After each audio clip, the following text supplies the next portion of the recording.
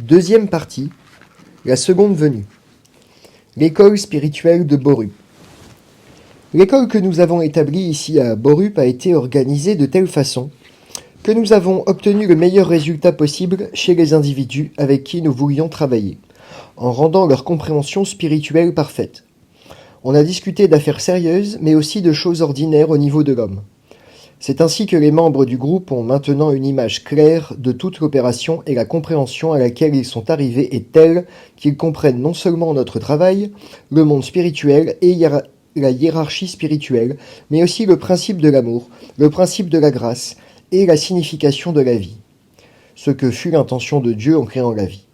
En somme, nous avons eu ensemble beaucoup de bonnes soirées où nous avons parlé de tout, exactement comme des humains entre eux. Cela était nécessaire pour nous afin que le groupe pût exécuter la tâche que nous lui avions imposée. De nombreuses personnes disséminées dans le monde entier se sont vouées à cette cause et grâce à leur travail, partout dans les endroits où les différentes écoles ont été établies, les gens peuvent être informés et aidés. Il faut que nous donnions notre message à l'homme, c'est la loi. Nous devons répandre ces enseignements avant de venir. Nous ne pouvons apporter notre aide avant d'avoir annoncé notre venue. C'est là l'exigence de la loi. Toujours, au cours des siècles, l'homme a été contacté au niveau de sa compréhension du moment, afin qu'il comprît de quoi il s'agissait et que la loi fût respectée, afin que chaque individu se rende compte par lui-même, vive selon la loi de Dieu et se tourne personnellement vers son Dieu. Et je vous ai dit que quand un homme s'adresse à son Dieu, Dieu l'entendra toujours. Il est immédiatement entendu, son appel est enregistré aussitôt. Les événements que l'homme est sur le point d'affronter nécessiteront une aide, non seulement de nous, spirituellement et physiquement, mais aussi de l'homme à son prochain. J'ai expliqué ici que ceux qui s'y préparent supporteront plus facilement les jours difficiles à venir, et j'ai dit aussi qu'il y a beaucoup de gens qui ne peuvent accepter notre message parce qu'ils n'y croient pas, mais qui néanmoins sont dignes d'être admis dans les vaisseaux spatiaux. Je vous ai appris qu'il ne faut jamais condamner personne et je vous ai dit que si des humains étaient chargés de cette opération, leurs erreurs ne seraient non seulement nombreuses mais innombrables. On a souvent demandé quelles sont les qualités spirituelles nécessaires pour obtenir la vie éternelle.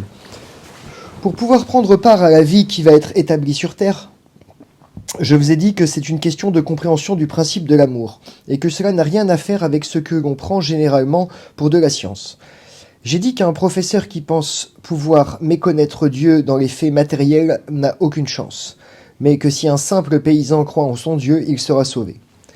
J'ai dit que le seul fait d'accepter mon nom est suffisant. J'ai expliqué que chaque être humain est entouré d'un champ électromagnétique. Vos savants le savent. Ils savent que des impulsions électriques traversent les corps humains. Ce champ électromagnétique, c'est ce que vous appelez l'aura. Il peut être mesuré et enregistré. La fréquence de l'aura est le reflet exact et la garantie des qualités spirituelles de l'homme en question. C'est pourquoi aucune erreur de notre part n'est possible. Le bien que nous apportons à la terre ne sera donné qu'à ceux qui présentent des qualités spirituelles telles qu'il peut leur être confié sans danger et qui seront capables, de leur plein gré, de se conformer aux lois de la hiérarchie ou lois de Dieu. Eux seuls seront admis dans l'ère nouvelle qui vous attend. Vous vous demandez peut-être ce que deviendront ceux qui meurent sur les champs de bataille. Ayez confiance. Je vous ai parlé de l'évolution et de la réincarnation. Ceux qui meurent maintenant sont aussi entre nos mains, et ceux qui ont les qualités requises se réincarneront à nouveau ici, alors que les autres se réincarneront ailleurs. J'ai dit qu'1 milliard d'hommes sont déjà reconnus aptes à être sauvés, mais c'est du sort de 2 milliards qui va maintenant être décidé. Cela doit être compris dans ce sens que même celui qui ne change qu'au tout dernier moment ses façons d'agir et de penser sera sauvé. Ceci est un message de joie qui est donné à l'humanité entière. Je l'ai comparé à une naissance. C'est une nouvelle naissance que vont subir des millions et des millions d'êtres humains. C'est ce que j'ai enseigné et telle est la vérité. J'ai dit aussi que c'est une mutation spirituelle qui va être donnée à cette partie de l'humanité qui continuera sa vie sur la terre. Cependant, rien de ce qui a été créé ne sera perdu. Les malheurs qui précéderont tout cela sont la conséquence de la désobéissance de l'homme qui n'a pas suivi la loi de Dieu que pourtant il connaissait depuis des milliers d'années. Je vous ai appris qu'infailliblement toute action revient à son auteur. L'homme a fait dans le microcosme des choses qui sont en fait une grave violation de la loi. Il a désintégré l'atome, et cela n'est pas permis. Le microcosme et le macrocosme sont étroitement liés. C'est pourquoi le feu va maintenant descendre sur l'homme. Il l'a créé lui-même par ses erreurs. Mais c'est un message de joie que tant d'hommes sont aujourd'hui capables de se conformer à la loi de Dieu et de ce fait recevront la vie éternelle. Beaucoup de gens protesteront peut-être en affirmant que Dieu ne peut exister. Les circonstances et les conditions de l'homme étant ce qu'elles sont, s'il y avait un Dieu, il ne pourrait permettre la situation existant actuellement sur la terre. Fort du savoir que vous possédez à présent, vous comprendrez aisément, et vous pouvez le leur dire, que l'homme a son libre arbitre et que sans libre arbitre, l'évolution ne serait pas possible. Et parce que Dieu lui a donné son libre arbitre, ce n'est pas Dieu, mais l'homme lui-même qui est responsable de la situation où il se trouve aujourd'hui. Dieu était pleinement conscient que de telles situations pourraient se présenter, et se présenteraient sur certaines planètes. Mais Dieu regarde la vie tout autrement que l'homme. Celui-ci ne croit pas en une vie après la mort dans le sens littéral des mots. Dieu sait que la vie est éternelle. Dieu sait que ceux qui meurent continuent de vivre. Ils continuent de vivre avec leurs souffrances jusqu'à ce qu'ils se rendent compte eux-mêmes que les valeurs et les pouvoirs spirituels que chaque être humain possède doivent être employés à bon escient. Et c'est là que vous devez chercher en premier lieu. Et si vous cherchez et trouvez votre Dieu de juste façon, vos souffrances prendront fin. Cela a été dit à l'homme depuis des milliers d'années, et ce n'est pas l'erreur de Dieu que l'homme refuse d'écouter. C'est la faute de l'homme lui-même. Vous pouvez leur dire cela à tout moment. Qu'ils le croient ou non, un jour viendra où ils se rendront compte. Certaines personnes peuvent obtenir rapidement l'annulation de leur karma. Beaucoup d'autres devront continuer à le porter. Cela dépend de la façon dont ils réagissent devant la situation actuelle.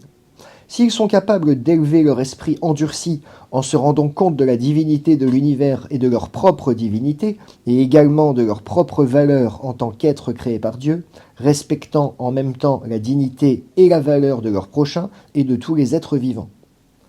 Tant que les hommes ne peuvent pas pratiquer l'amour véritable les uns envers les autres, ce n'est pas Dieu qui a tort, mais bien ceux qui sont incapables de manifester le principe de l'amour, le principe d'aimer son prochain. Faites à autrui ce que vous voudriez qu'on vous fît. C'est aussi simple que cela. Beaucoup de gens doutent encore de l'existence des soucoupes volantes. Mais je vous dis, attendez qu'elles viennent en grand nombre. Tout autour de la Terre, elles feront la démonstration de leur capacité de vol, de la soudaineté de leur apparition et de leur disparition. Et la confusion sera si grande parmi le peuple que personne ne comprendra vraiment ce qui se passe. Il a été écrit qu'il y aurait un signe dans le ciel. Ce signe a déjà été vu par de nombreuses personnes.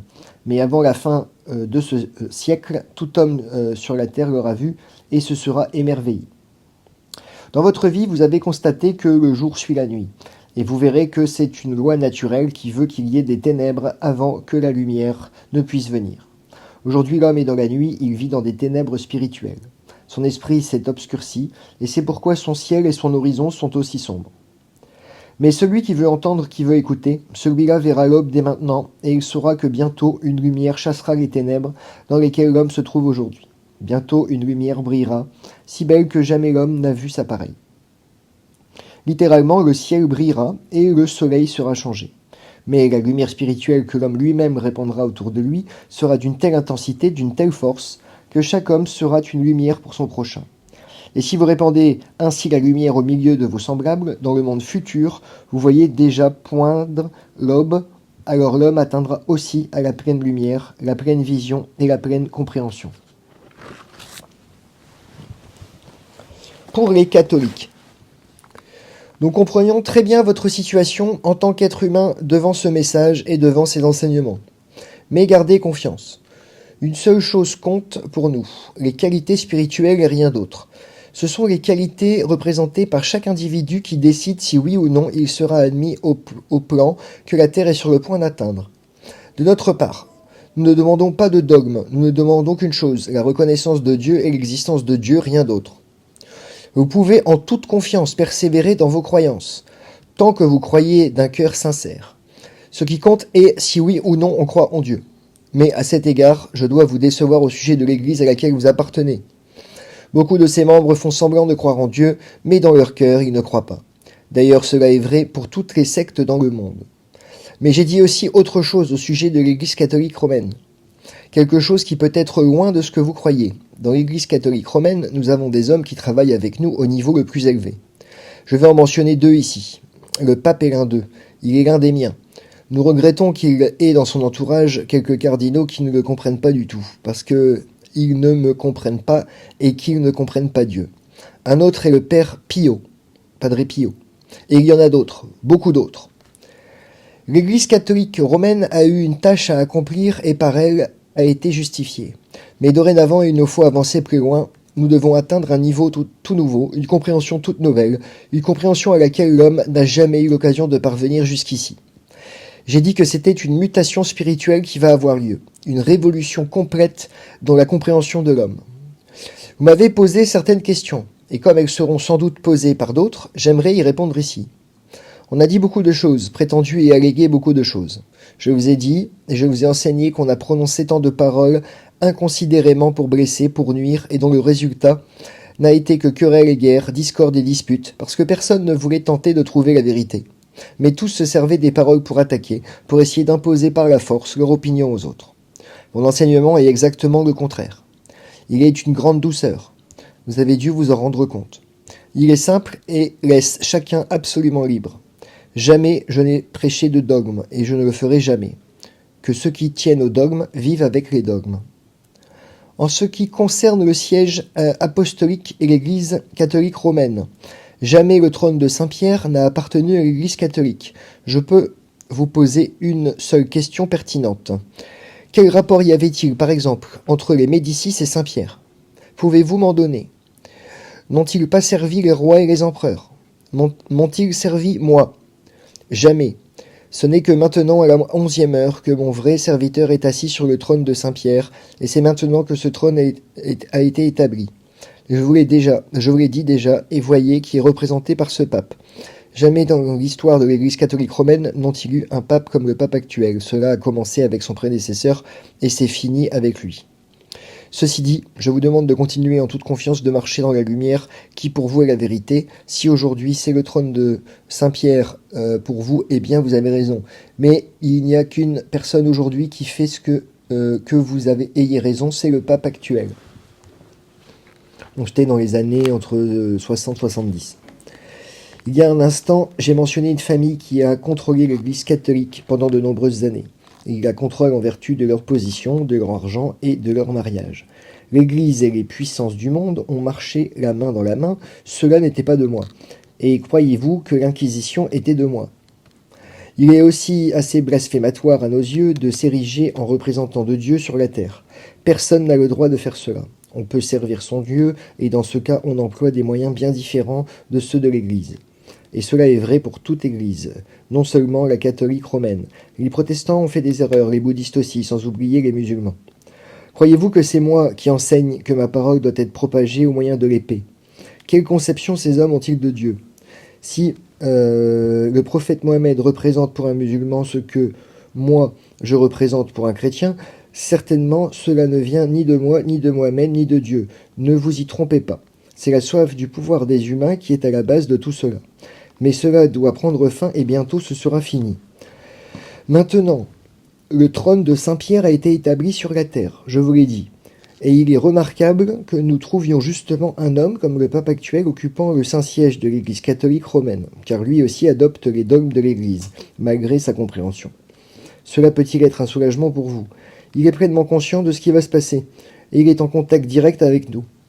Pourrais-je vous le dire plus clairement? Et si vous le désirez, vous pouvez solliciter une audience auprès de votre pape pour en avoir la confirmation. Mais tous ceux qui font partie de l'Église catholique ne peuvent pas être identifiés avec tout ceci, ni d'ailleurs les pasteurs protestants en tant que tels.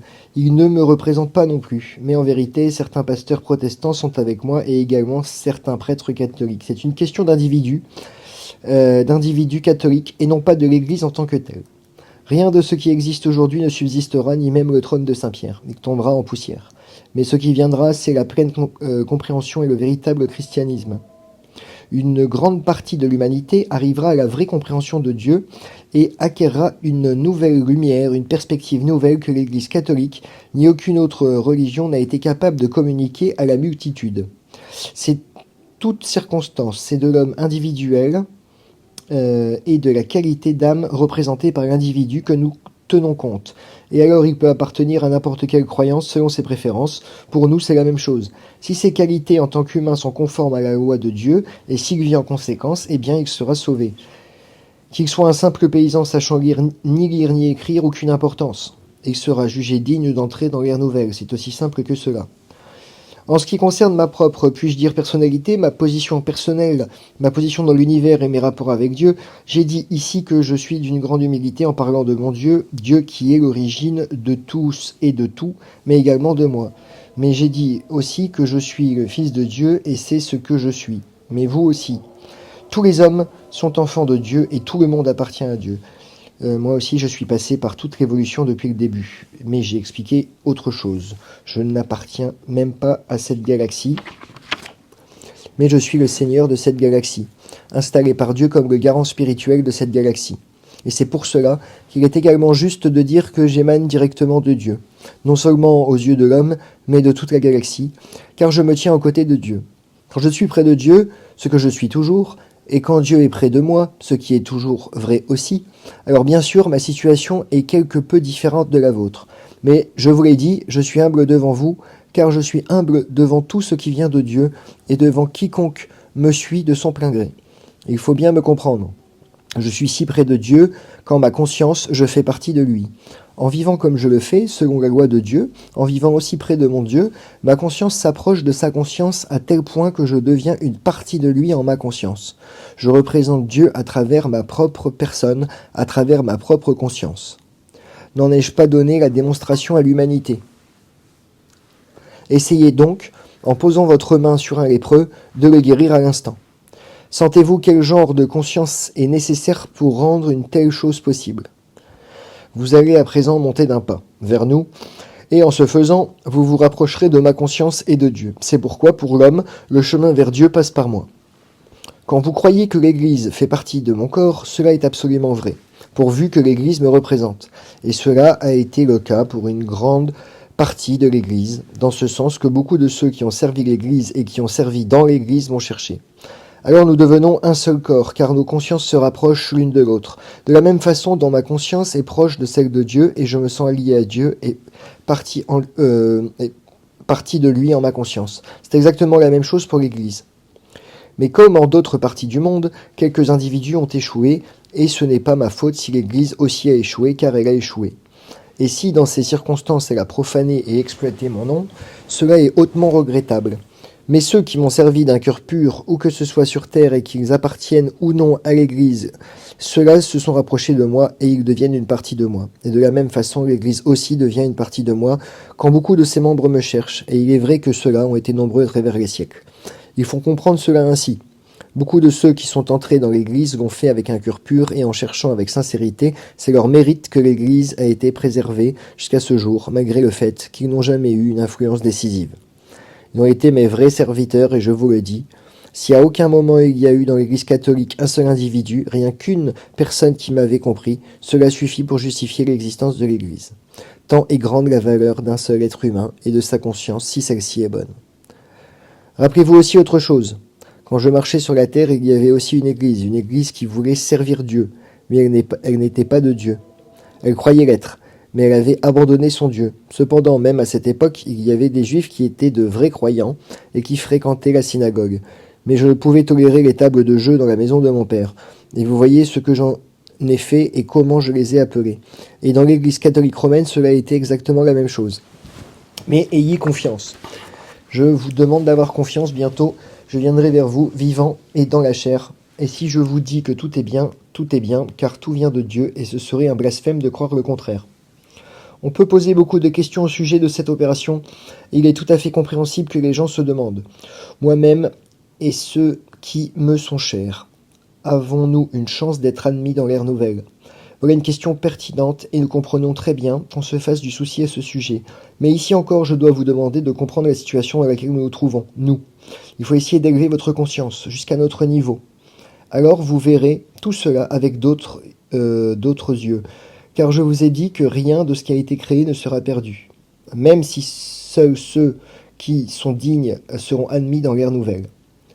Les autres seront envoyés ailleurs. Cependant, cela ne comportera pas de transport physique. C'est une question de réincarnation sur une planète ayant le même mode d'évolution que la Terre. Cela ne doit pas vous troubler et il ne faut pas vous tourmenter, car eux aussi, tôt ou tard, atteindront le niveau suivant. Cela peut sembler long, s'il leur faut, mettons 1000 ans pour y arriver, Mais je vous le dis, le prochain millénaire de vie sur la Terre passera à la vitesse de l'éclair pour ceux qui resteront ici, bien plus vite que les années que vous avez vécues jusqu'ici sur la Terre, car votre conscience sera complètement changée. C'est pourquoi il ne se passera pas beaucoup de temps avant que vous ne rencontriez quelqu'un que vous ne connaissez. Et souvenez-vous, il est écrit qu'il y aura plus de joie dans le ciel pour un seul pécheur qui se repent que pour 99 justes. Cela est évident, car chaque fois que cela arrive, il rencontre une vieille connaissance. Le contraire pourrait aussi arriver, que tout à coup, après l'atterrissage des soucoupes, vous ayez retrouvé votre mémoire et que vous rencontriez de vieilles connaissances. Avez-vous jamais pensé à cela? La conscience de l'homme changera, et quand les soucoupes atterrissent, les membres de l'équipage pourraient être de vos parents d'incarnation précédente. Je vous ai dit que l'on peut se libérer de son karma dans une seule vie. Et sur votre chemin, vous pouvez très bien avoir rencontré quelqu'un qui s'était incarné volontairement sur la Terre pour l'aider. Cela a pu être fait au XVe ou au XVIe siècle, aussi bien qu'il y a 2000 ans. Mais ce qui m'importe le plus, c'est de vous faire comprendre clairement que, quelles que soient les épreuves que l'homme est sur le point de subir, c'est un message de joie que je vous apporte. Et je vous demande de vous en tenir à ce seul fait défini. Dieu n'a pas la petitesse d'esprit de créer quelque chose pour le laisser se perdre ensuite. Il ne l'a jamais fait et ne le fera jamais. Seule la façon de penser propre à l'homme a pu imaginer un tel blasphème. C'est tout à fait logique. Si quelqu'un n'aime pas quelqu'un d'autre, il voudrait le voir disparaître et souffrir, donc aller en enfer. Mais je vous le dis, il n'y a pas d'autre enfer que celui que vous vous créez vous-même. Et il n'y en aura jamais. L'homme a tendance à tout ramener à son propre niveau, c'est évident, et cela ne peut être autrement. Mais cette fois, nous allons quitter totalement et définitivement le niveau humain. Voilà bien un message de joie. Évolution et hiérarchie. En ce qui concerne la genèse et l'évolution, je peux vous répondre tout de suite. Une partie de l'homme a bien été faite de poussière, cela est vrai, c'est le corps. Mais l'esprit fut créé directement par Dieu, et c'est tout autre chose. C'est là que l'homme confond deux choses différentes. L'homme croit que la vie est dans la matière. Elle ne l'est pas. La vie est en Dieu. Et j'ai expliqué ce que cache l'affirmation que l'homme fut créé à l'image de Dieu, car il est vrai que l'homme fut créé à l'image de Dieu. C'est aussi vrai que je suis celui que je déclare être. Vous ne trouverez pas de différence visible entre moi et ceux qui me suivent jusqu'à la terre, et vous-même. Nous sommes absolument semblables. Il y aura ça et là de petites différences exactement comme chez les habitants de la terre eux-mêmes.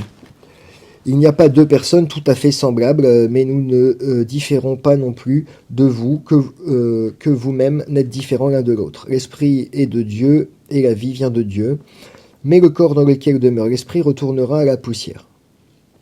Mais, je vous le dis, aucun être fait de poussière ne pourrait posséder une conscience comme celle représentée par l'homme, si cette conscience n'avait été donnée directement par Dieu. Mais un enseignement très long a été nécessaire pour atteindre l'état de conscience dont l'homme dispose aujourd'hui, et il est déplorable que l'homme sur la terre ait abusé de cette conscience.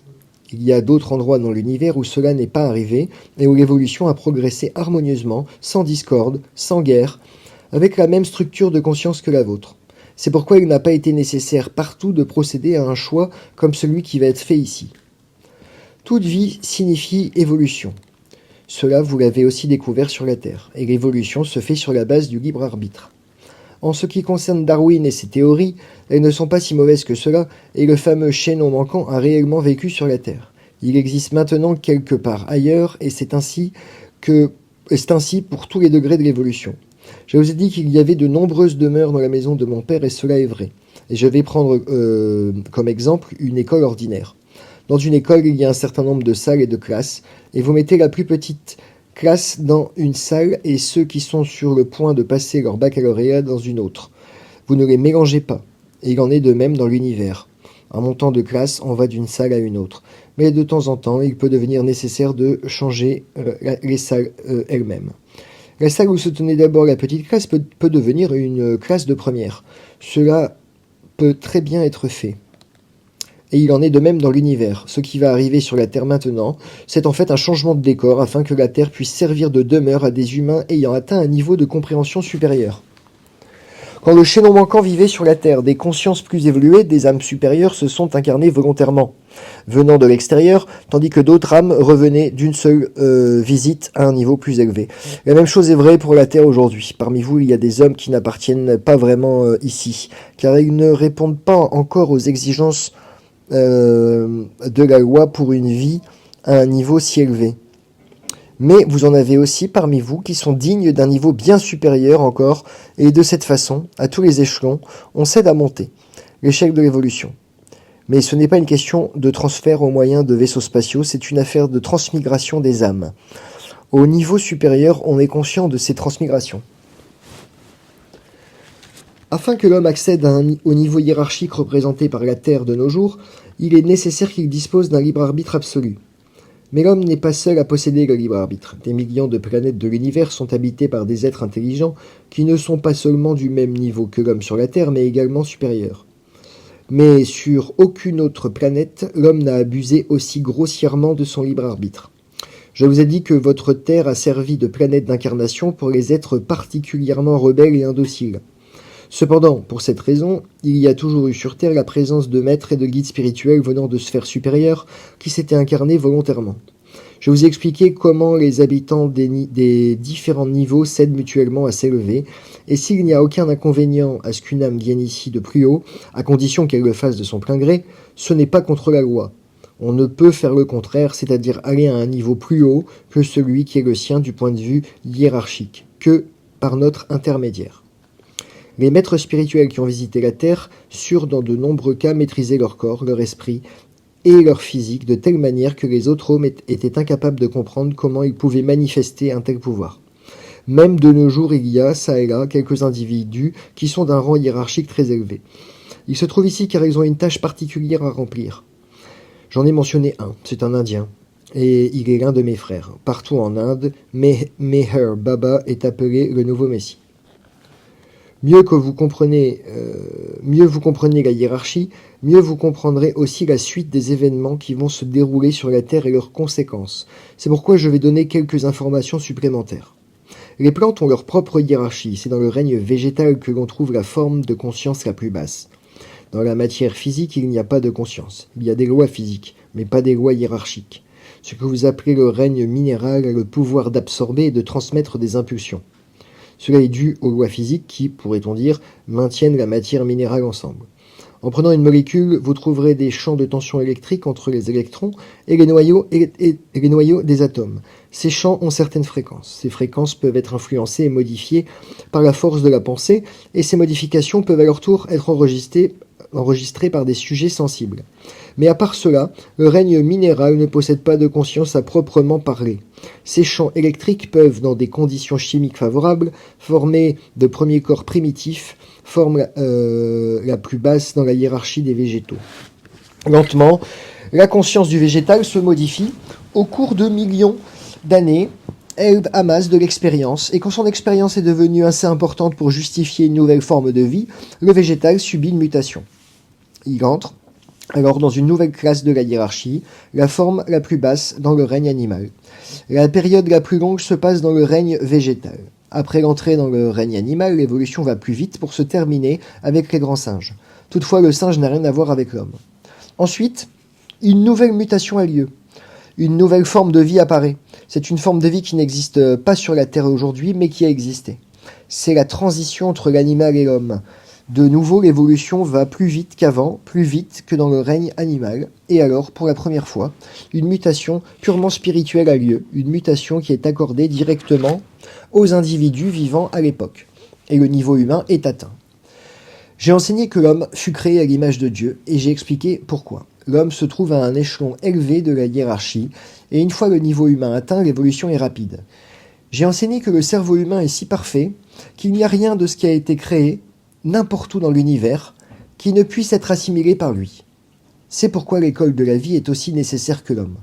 Il doit apprendre à se conformer de son plein gré à la loi de Dieu. Il doit apprendre par l'école de la vie qu'il faut abandonner le niveau animal, totalement et sans restriction. Voilà l'évolution hiérarchique, telle qu'elle s'est opérée sur la Terre jusqu'ici.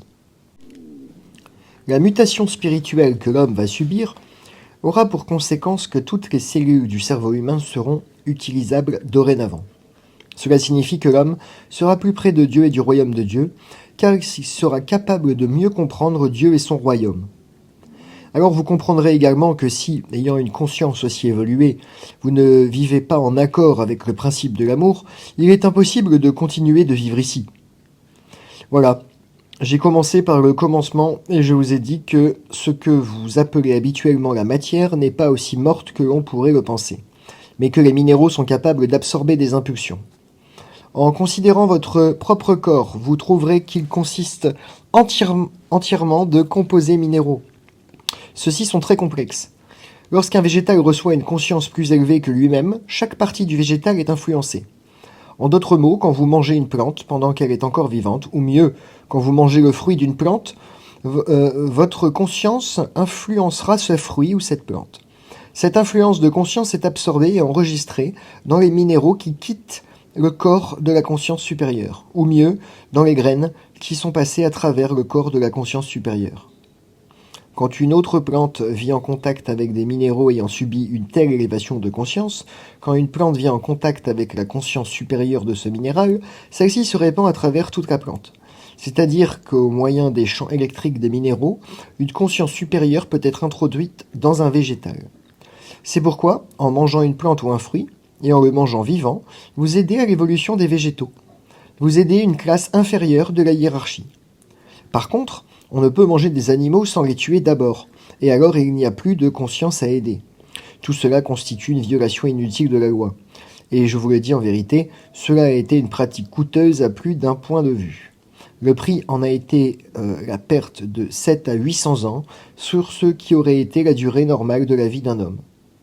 Ceci est une autre signification du péché originel, ou péché héréditaire.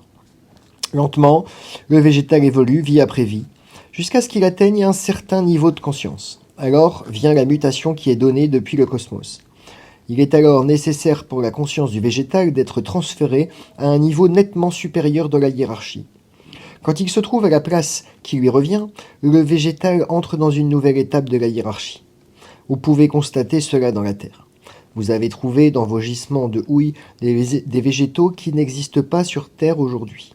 Ces végétaux existent ailleurs. Vous vous demandez peut-être ce qu'il en est des gènes et des chromosomes dans tout cela. Lorsqu'une conscience s'élève, cette nouvelle conscience se répand dans le corps physique tout entier. En d'autres mots, les gènes et les chromosomes seront influencés.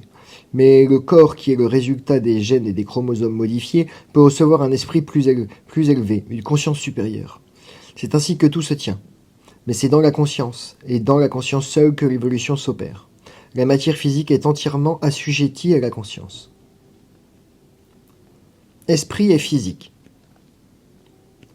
Je vous ai dit que nous débarrasserons la Terre et non son atmosphère des impuretés que l'homme y a apportées. Et j'ai expliqué aussi qu'il est nécessaire d'évacuer les habitants de la Terre pendant que cette purification aura lieu. Mais nous ne débarrasserons pas seulement la Terre de la radioactivité. Je vous ai dit que la force de la pensée est une affaire sérieuse, qu'il faut la manier avec précaution. Les paroles et les pensées sont vivantes. Ce sont des impulsions émises par quelque chose de vivant. En fait, c'est le commencement de la création. La conscience manifestée jusqu'ici par l'homme, les pensées qu'il a répandues autour de lui, ont influencé la Terre à un degré considérable. La Terre a été influencée et également toutes les choses dont l'homme s'est entouré. J'ai expliqué que les minuscules champs de force existants à l'intérieur des atomes sont très sensibles et capables de recevoir et d'emmagasiner des influences de pensée, car la pensée elle-même est un champ électromagnétique. Il se passe dans un être humain plus de choses que l'homme lui-même ne soupçonne, et toutes les impulsions de pensée qui ont été émises par l'humanité ont été absorbées et enregistrées dans les objets que l'homme a créés et dont il s'est entouré. C'est pourquoi nous ferons basculer la Terre, faisant disparaître tout ce qui a été créé par les pensées des hommes et qui de ce fait a été influencé par la conscience fausse représentée jusqu'ici par l'homme. Sinon, vous seriez de nouveau exposé aux mêmes influences retransmises que vous enregistreriez dans votre conscience en revenant sur la Terre, et tout serait pareil. De là, cette purification, ce basculement de la Terre, ce n'est pas seulement l'atmosphère qui doit être purifiée, c'est toute la surface de la Terre. Là où il y a maintenant de la Terre, il y aura de l'océan, et là où il y a l'océan, il y aura de la Terre, ou à peu près. Personne n'a été capable de comprendre pourquoi tout cela était nécessaire, mais je vous le dis, c'est nécessaire.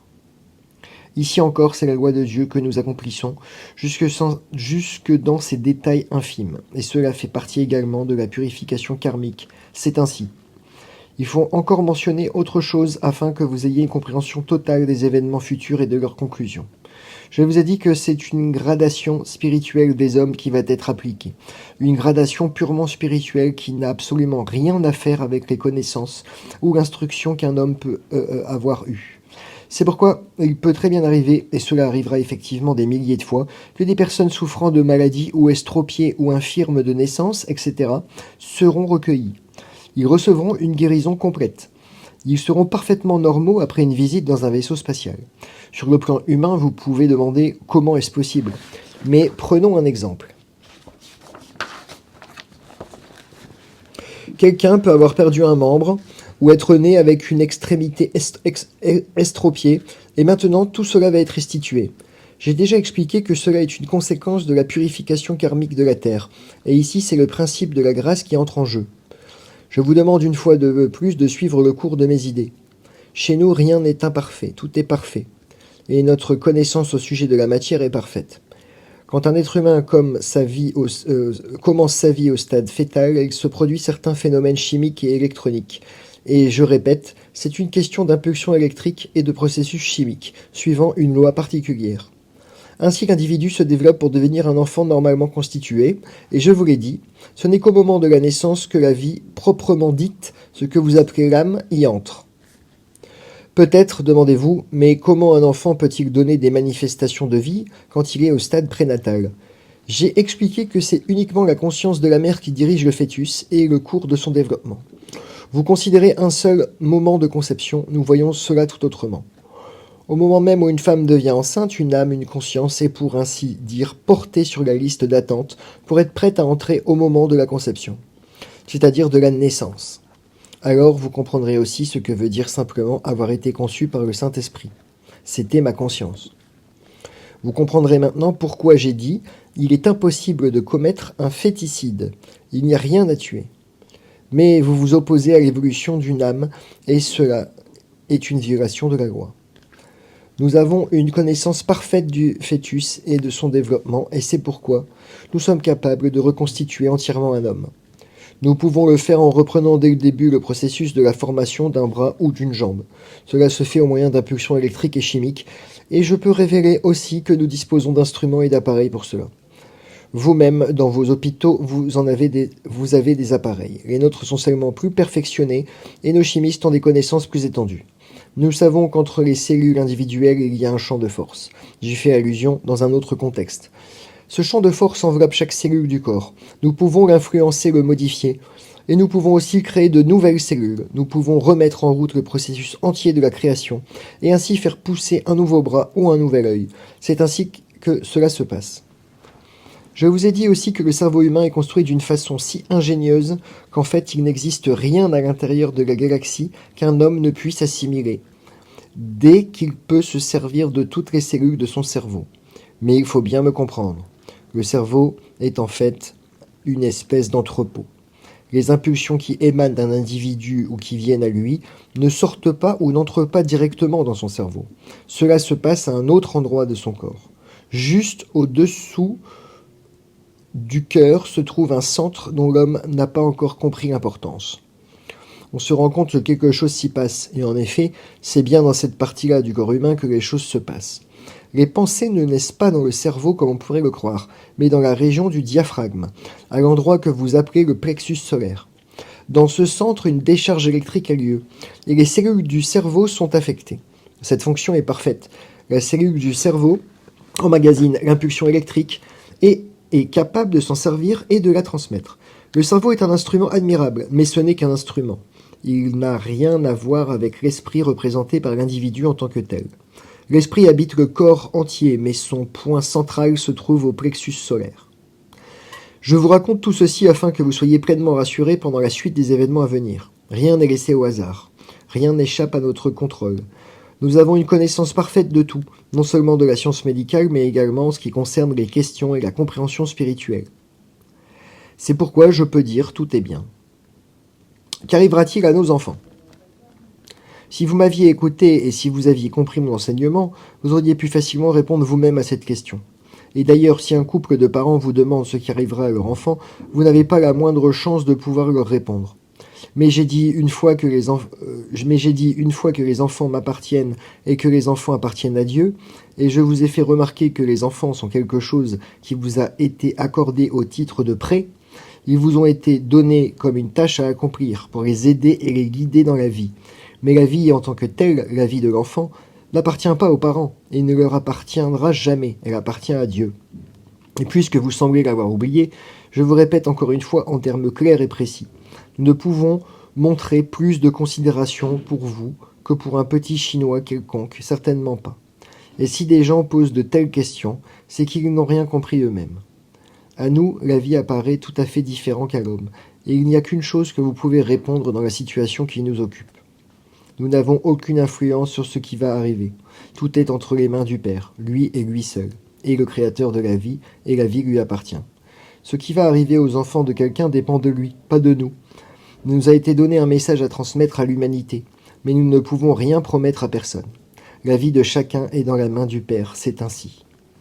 Vos inquiétudes sont parfaitement inutiles, et surtout, après tout ce que je vous ai enseigné. Tout ce que nous vous avons appris devrait vous avoir amené à la pleine compréhension. Mais je veux être patient avec vous une fois de plus. Vous savez que je le suis toujours, et que je vous aiderai toujours, vous le savez. Mais je vous en supplie, tâchez de bien comprendre toute la situation. L'homme se trouvera bientôt dans une situation où beaucoup de gens voudraient pouvoir mourir rapidement. Souvenez-vous-en, et n'oubliez pas. Des millions de gens se trouveront dans une situation où ils demanderont « Puisse la mort venir me libérer rapidement, me libérer de mes tourments et de mes souffrances ?» Ce sera vrai pour les hommes, les femmes, les enfants, pareillement, et ils seront des millions et des millions. Cela, c'est un côté de la question. Et maintenant, que la compréhension jaillisse. Vous savez que les secours viendront. Vous savez que des millions et des millions de personnes seront emportées dans des vaisseaux spatiaux mis à leur disposition, et où tout a été préparé minutieusement pour les accueillir. Ceux d'entre eux qui ont subi des mutilations ou de mauvais traitements de la part de leurs semblables seront secourus immédiatement et l'aide sera efficace et complète. Les autres mourront. C'est quelque chose que vous avez essayé si souvent, vous-même. Vous savez qu'ils se réincarneront bientôt ailleurs. Ils auront tout oublié, cela est vrai pour les enfants comme pour les adultes. Ils vivront une vie nouvelle dans un autre lieu. Vous, vous saurez, eux ne sauront pas ce qui vous est arrivé. C'est la différence entre eux et vous. Ils vivront une vie nouvelle, le souvenir de ce qui est arrivé sera effacé. Ils ne souffriront plus de cette façon-là. Mais ils vivront de nouveau une vie où l'illusion existe toujours, car ce sont eux-mêmes qui l'auront voulu ainsi. Les survivants qui n'auront peut-être plus leurs amis ou leurs parents, ni même leurs enfants, ou les enfants qui n'auront plus leurs parents, sauront où sont ceux qui leur étaient chers et quelle est la situation. En ayant cette compréhension, ils n'auront pas de chagrin, car en même temps, ils comprendront que la vie est quelque chose de personnel, d'absolument personnel. Et je vous l'ai dit, vous ne pouvez pas vivre en étant liés l'un à l'autre, ce n'est pas possible, et surtout pas sur le plan spirituel, car alors vous n'arriverez à rien. Ils ont vécu en troupeau, ils ont hurlé avec les loups et tué avec les loups, car ils étaient incapables d'agir seuls et de suivre leur chemin indépendamment les uns des autres. Ceux qui, sur cette terre, se sont écartés de la foule, ont toujours eu des ennuis, ont toujours souffert, ont toujours été détestés, car ils étaient différents. D'autres ont grossièrement tiré profit de ce principe pour leur propre avantage. Bien qu'étant d'esprit négatif, ils avaient découvert l'avantage d'être seuls et ils ne tenaient aucun compte de leurs semblables. Ils représentent le pôle opposé, et ce sont eux qui seront à l'origine des événements futurs. Votre compréhension de ce fait doit maintenant être parfaite, et c'est pourquoi vous ne pouvez ni ne devez avoir aucune inquiétude. Vous devez savoir, et vous le savez, qu'il y a un Dieu et que la vie lui appartient. Et quand ces faits seront solidement ancrés dans votre esprit, vous n'aurez d'inquiétude pour personne, absolument personne. Vous avez une compréhension, car vous avez reçu un enseignement rendant possible cette compréhension. Mais allons un peu plus loin et regardons en face la situation telle qu'elle se présente actuellement. Beaucoup d'entre vous ont lu Adamski et d'autres. Et vous avez appris que quand vous vous aimez les uns les autres, quand vous menez une vie en accord avec le principe de l'amour véritable, vous ne pouvez permettre que quiconque, dans quelque circonstance que ce soit, ait à endurer des souffrances. Essayez maintenant d'élever votre conscience au-dessus de cette terre et de regarder les choses de l'extérieur. Je vous le dis, ceux qui aujourd'hui se font des soucis pour leur enfant feraient bien de voir un peu plus loin qu'eux-mêmes et leur propre enfant. Comme nous voyons les choses, il est inconcevable que des parents fassent tout pour élever leur enfant tout en oubliant ceux des autres. Il y a des mères sur la terre qui, en ce moment même, prient qu'une mort douce vienne emporter leur enfant, afin qu'il soit libéré des souffrances que d'autres hommes, de leur ignorance, leur ont infligées. Voilà la vraie image de la vie telle que vous la vivez sur terre et le mode de vie que vous représentez. Certains vont en Afrique, d'autres en Inde, mais essayez de voir la vérité. En réalité, personne n'a pitié de personne. Seuls très peu de gens se rendent compte de ce qui se passe vraiment. C'est pourquoi la Terre va subir ces événements. C'est l'une des raisons. Donc si les gens vous posent des questions, vous pouvez leur dire calmement que c'est Dieu qui gouverne la vie et que c'est parce que la vie a été profanée qu'elle va être ôtée à une grande partie de l'humanité. Pour nous, ce sera une joie de pouvoir porter secours à tous, n'importe où dans le monde. Je vous promets que nous pourrons aider beaucoup de ces enfants pour qui la vie actuellement est sans espoir, pour qui il n'y a aucun avenir, qui ne savent s'ils vont mourir d'initiation et de maladie dans 2, 8 ou 10 jours. Ils ont souffert, eux, et ils ont lutté. Ils occupent nos pensées et nos esprits, eux aussi. Pour nous, il est plus terrible de voir des souffrances prolongées qu'une mort soudaine. Il faut que vous compreniez que nous, qui connaissons la mort, sa nature et sa loi, nous la voyons d'un autre œil que vous. À ce sujet, je dois vous dire qu'on ne considère pas la mort partout dans le monde de la même façon que dans vos régions. Et ici, je veux mentionner une chose. J'ai dit que le Nord serait spécialement protégé et qu'il y a dans la population scandinave certaines qualités qui peuvent servir de fondation pour construire le nouveau monde. Mais d'autre part, il y règne aussi un assez grand égoïsme dû aux conditions existant dans ces pays. La mort, à celui qui vit confortablement, semble être une chose presque inconvenante. Pour celui qui doit abandonner ses biens matériels, elle est une catastrophe, alors que le voisin, en butte aux souffrances, l'accueille comme un don du ciel. Nous voyons tout cela. À nous, la vie ne ment pas, mais l'homme se ment à lui-même, car il ne voit pas la vie telle qu'elle est. Voilà la vérité. Nous avons traité de nombreux sujets, et en fait tout ce que je vous ai dit ici, vous auriez pu le trouver vous-même, après tout ce que je vous ai dit. Vous connaissez maintenant la loi de la vie dans ses grandes lignes. Je vous ai dit que tout ce qui vient d'un homme retourne à lui, que ce soit bon ou mauvais. En parlant de tout cela avec d'autres personnes, gardez bien devant vos yeux l'image que je vous ai donnée au cours de cet enseignement, et parlez-en avec calme et sérénité. Mais souvenez-vous d'une chose. En tout homme, il y a un égoïste plus ou moins grand. C'est le moi, et le moi seul qui domine. Vous avez beaucoup parlé de solidarité, de communauté, et tout cela, mais essayez donc de voir la réalité. Derrière tout cela, il y a toujours l'égoïsme qui pousse l'individu à agir. C'est le désir de puissance, de domination, l'espoir d'avoir quelque chose que l'autre n'a pas. De tout temps, les mobiles qui ont poussé la majorité des gens étaient d'origine mauvaise. Mais comprenez-moi bien. Il y a toujours eu, et il y a encore, des personnes qui font tout ce qu'ils peuvent pour aider leurs semblables, et qui se donnent à cette tâche avec tout leur savoir, toute leur force et toute leur âme.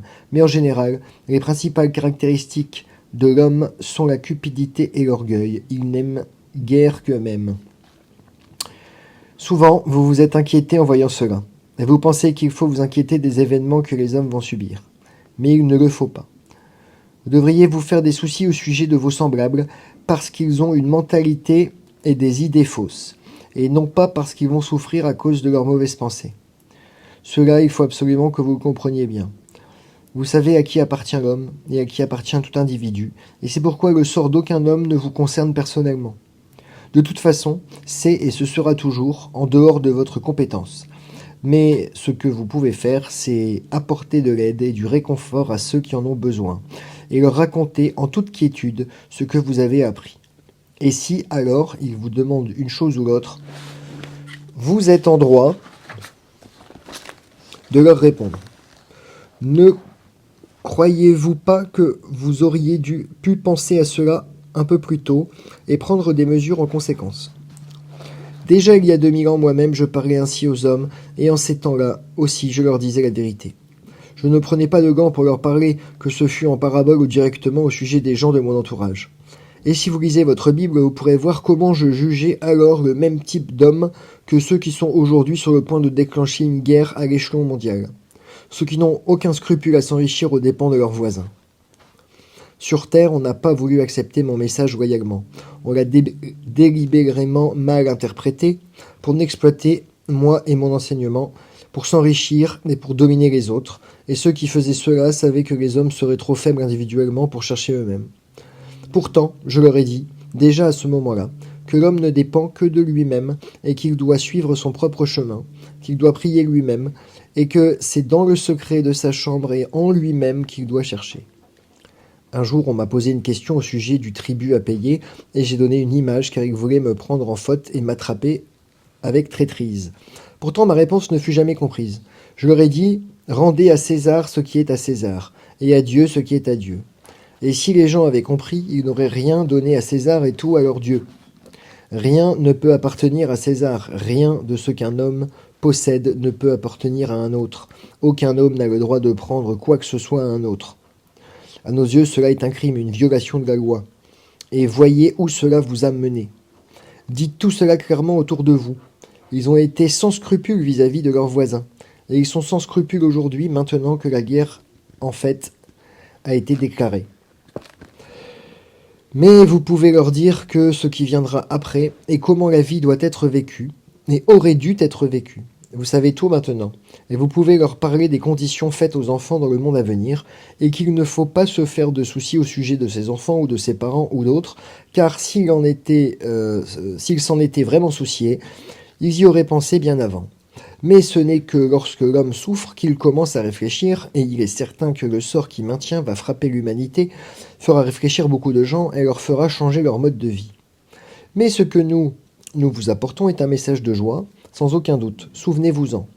Alors que le message que l'homme a apporté à ses semblables n'a certainement pas été un message de joie.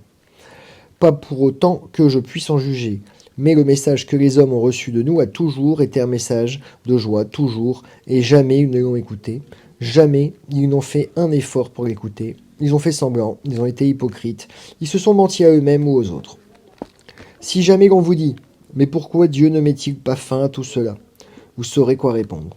Ou si on demande « Pourquoi Dieu n'a-t-il pas empêché tout cela ?» vous saurez quoi répondre. Et vous pouvez leur expliquer que l'homme a son libre arbitre et que s'il ne l'avait pas, il lui serait impossible d'évoluer. Et si alors votre interlocuteur se met en colère ou s'il devient inquiet, vous pouvez lui dire « Mais qui est à l'origine de tout ce qui vous inquiète actuellement ? Adressez-vous à M. Nixon, M. Mao, etc., ou quel que soit leur nom. C'est à eux qu'il faut vous plaindre et non pas au Seigneur. » Je pourrais même dire aujourd'hui, ils rendent tout aux criminels et rien du tout à Dieu. Et ils donnent leur vie aux criminels et ont peur de leur Dieu. Essayez donc de voir les choses de notre point de vue. En disant criminel, je parle par rapport à la loi cosmique, à la loi de la vie. J'emploie le mot criminel car il vous est si familier sur la Terre et il s'agit bien ici d'une violation de la loi. Vous connaissez maintenant la loi cosmique, la loi universelle. Vous avez appris les grandes lignes de la loi hiérarchique et vous êtes pleinement conscient que la façon dont les humains se traitent mutuellement est assez tragique du point de vue de la loi. C'est toujours tragique de voir les gens commettre des actes dont ils sont sûrs de recevoir le choc en retour. C'est bien une tragédie, on ne peut le nier, mais c'est quelque chose qui fait partie du plan de la vie. Et j'insiste pour que dès maintenant, vous compreniez bien ceci. La loi de cause à effet a été établie par Dieu afin de permettre l'évolution de l'homme, pour qu'il devienne digne de recevoir une connaissance supérieure qui ne s'accorderait pas avec son degré de conscience actuel. Pour atteindre une conscience supérieure, un enseignement est absolument nécessaire à l'homme. Vous pouvez constater vous-même à quelle catastrophe mène le fait qu'avec les facultés intellectuelles dont il dispose, l'homme ait une conscience aussi peu évoluée. Il doit toujours avoir le libre choix de faire une chose ou une autre. Mais au fur et à mesure qu'on s'élève dans la hiérarchie, les exigences deviennent de plus en plus sévères et les choix seront différents. Car chaque fois que nous nous assurons que certaines choses ont été éliminées de l'esprit, avant de vous admettre au niveau supérieur, sinon tout irait mal. Dieu a donné la vie, et Dieu gouverne la vie. Il le fait qu'avec amour, car il donne une vie libre. Imaginez que Dieu agisse envers l'homme comme l'homme agit envers ses semblables. Alors l'homme resterait un esclave à jamais. Y avez-vous déjà pensé? Dieu ne veut pas que l'homme soit son esclave, il veut l'élever.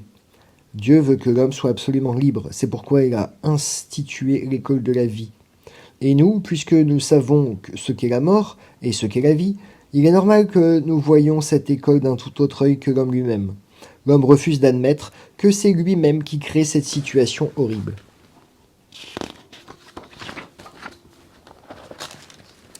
Autrefois et maintenant. Je sais que ma vie sur Terre il y a 2000 ans occupe encore les pensées et les esprits des hommes, et je vous ai déjà raconté plusieurs épisodes. Lorsque je vins sur la Terre, normalement incarné, je ne savais rien de ma mission, jusqu'à l'âge d'environ 28 ans. C'est alors que je devins pleinement conscient de ma mission.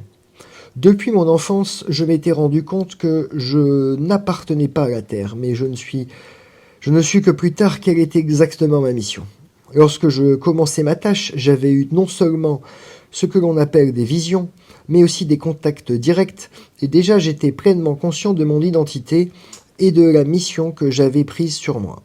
Je commençais alors à parler aux gens du sort qui attendait l'humanité, et je leur parlais de l'esprit humain, de la mentalité représentée par l'homme, et je leur disais de détourner leur esprit des choses de la terre et de tourner leurs pensées vers Dieu.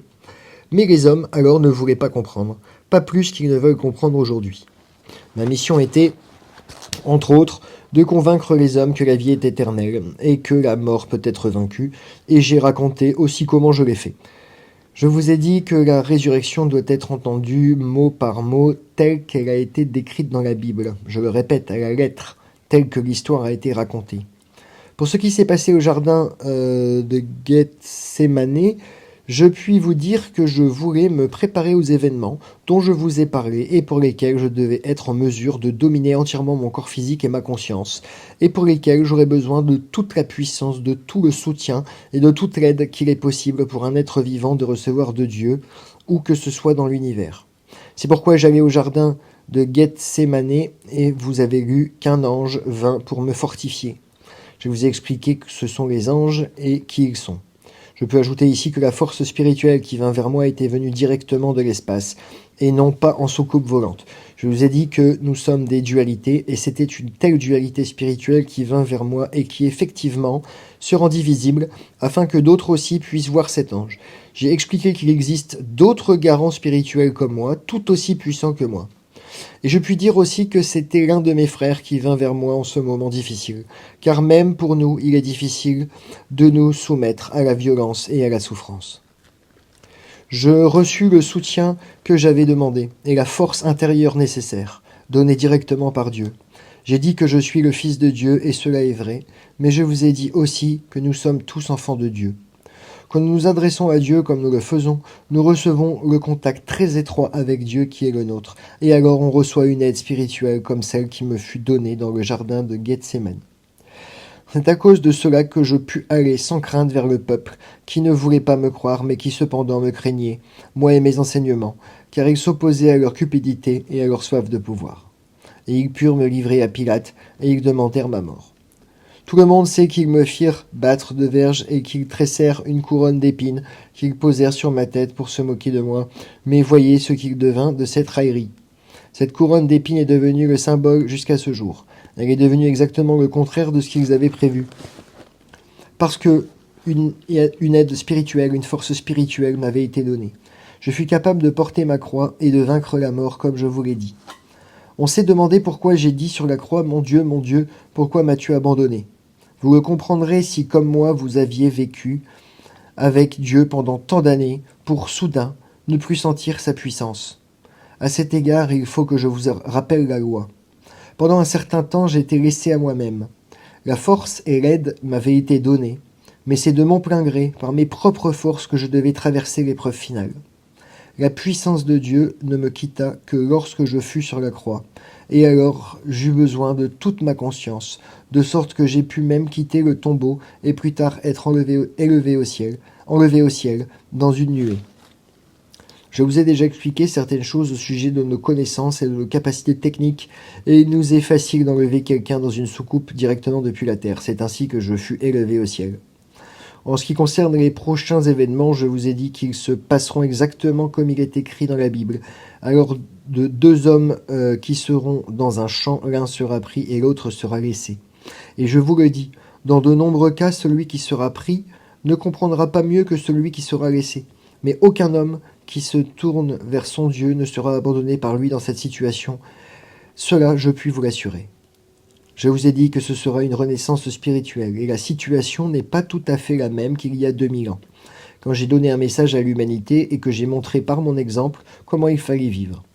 La suite d'événements qui va s'abattre sur l'homme maintenant, il en est entièrement responsable lui-même, à cause de ses erreurs spirituelles, et il arrivera, comme je l'ai dit il y a 2000 ans, qu'aucune chair ne pourrait survivre si ses jours n'étaient abrégés. Mais l'aide qui va être donnée à l'homme dans cette situation, la main secourable qui est tendue vers la terre est douce et pleine d'amour. Et aucun homme qui, en pensée, se tourne vers son Dieu et vers nous ne se sentira abandonné. Et j'ai dit aussi que l'homme verra les soucoupes volantes et qu'elles viendront en grand nombre. Et on comprendra que les signes prédits il y a longtemps sont maintenant visibles dans le ciel pour tout le monde. Pendant les derniers jours et les dernières heures, afin que l'humanité entière sache que les puissances universelles sont en route pour porter secours aux hommes. C'est pourquoi aucun homme qui croit vraiment ne se sentira abandonné. Et ce message que nous apportons est un message de joie pour ceux qui sont prêts à l'accepter. Beaucoup de gens ne le sont pas, mais ici, comme chaque fois que la loi hiérarchique et la loi universelle sont en cause, il faut être prêt soi-même à accepter une aide avant qu'elle puisse être donnée. Sinon, ce serait de l'ingérence une fois de plus. Ce doit être de l'ingérence. Ce doit être une aide. Et c'est bien une aide. Et je vous ai dit que la ligne de démarcation entre les deux est aussi fine qu'un cheveu est pratiquement invisible.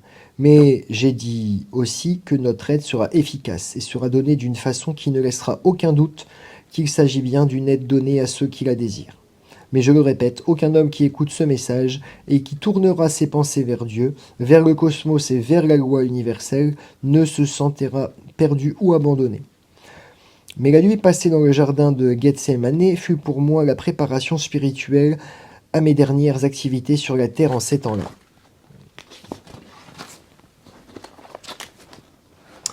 Conclusion. À tout ce que j'ai dit ici, à tout ce que j'ai écrit ici, rien ne doit être ajouté, rien ne doit être retranché. J'ai dit que je vous prendrai par surprise et en effet, la soudaineté des événements vous surprendra. Mais j'ai affirmé, et je le répète, bientôt l'humanité n'aura plus la conscience qu'elle a manifestée jusqu'ici. De notre côté, nous avons tout prévu, et tout a été préparé avec soin. Le message que nous avons donné à Borup est d'une nature qui convient particulièrement à la Scandinavie et au peuple scandinave, mais nous désirons qu'il soit répandu parmi tous ceux qui veulent l'entendre. Ce message est un message de joie et je désire qu'il soit considéré comme tel. Des catastrophes frapperont la Terre, je vous l'ai dit, mais vous savez aussi quel sera le résultat final, que tout finira par ma seconde venue. C'est sur ce point qu'il faut insister, parler davantage du côté spirituel de la prédiction que du côté violent. La violence ne nous appartient pas, elle appartient à l'homme, mais à présent, elle va prendre fin pour lui. La certitude et la connaissance doivent être préférées à la foi. Mais pour parvenir à une certitude en ce qui concerne tout ceci, il faut croire. Quand les événements commenceront à se précipiter, il faut vous réunir en groupe et parler de ces sujets. Ne discutez jamais, parlez, et que votre esprit soit calme et harmonieux, car ainsi vous comprendrez mieux la nature de ce message. Nombreux sont ceux qui recevront eux-mêmes des messages dans les jours à venir. La confusion engendre la confusion. Seul celui qui refuse la confusion en lui-même y échappera. C'est pourquoi j'ai dit, ne laissez pas les choses de l'extérieur troubler le plus profond de votre âme. Et cela sera vrai plus que jamais dans la situation où vous allez vous trouver. Trouvez la paix et l'harmonie en vous-même, car ce n'est que par la paix et l'harmonie intérieure que vous trouverez la force spirituelle qui sera nécessaire dans ces derniers jours de la terre. Je n'ai plus rien à dire, il n'y a plus rien à dire. Je ne termine pas en disant seulement « Ayez confiance, je vous dis à bientôt ».